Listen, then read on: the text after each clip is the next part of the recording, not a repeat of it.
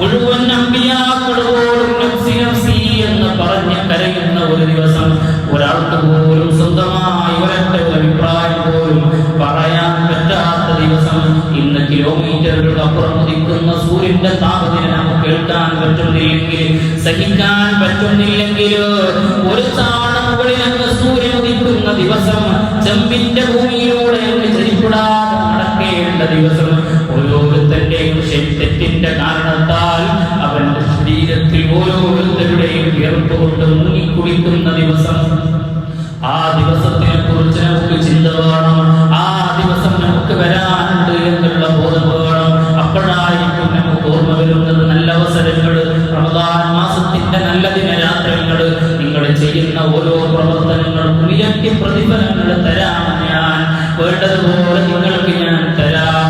ഒന്ന് എന്നോട് ചോദിക്കുവിനെന്ന് പരിശുദ്ധമായ നമ്മളുടെ എല്ലാവരുടെയും യജമാനാകുന്ന റബ്ബ് പറയുന്ന ദിവസത്തിനെ കുറിച്ച്, അങ്ങനെ പറയുമെന്ന് മുത്തുനബി പറഞ്ഞതിനെ കുറിച്ച് നമുക്ക് ചിന്ത വരുന്ന ദിവസമാണത്.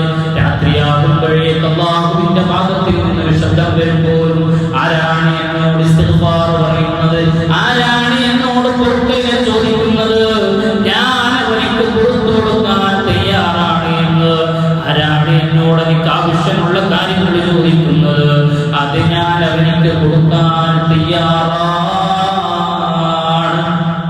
ആ സമയത്ത് നമ്മൾ കിടന്നുറങ്ങുന്നു, അല്ലെങ്കിൽ കിടന്നുറങ്ങാൻ പോലും പറ്റാത്ത നമ്മൾ നാട് നീളത്തെണ്ടി നടക്കുന്നില്ല ചെറുപ്പക്കാരാ.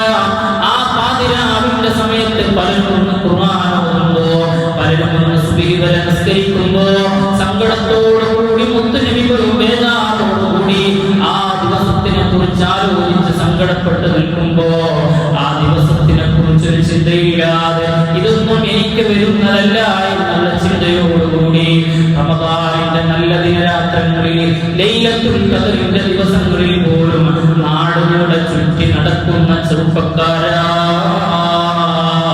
ഈ ദിവസം നമുക്ക് വരാനുള്ളതാണ്. ഇത് നമ്മൾ കാണുക തന്നെ ചെയ്യും, ഇത് നമ്മൾ അനുഭവിക്കുക തന്നെ ചെയ്യും. അല്ലാഹു തആല ആ രംഗം നല്ല സന്തോഷത്തോടു കൂടിയുള്ള ഒരു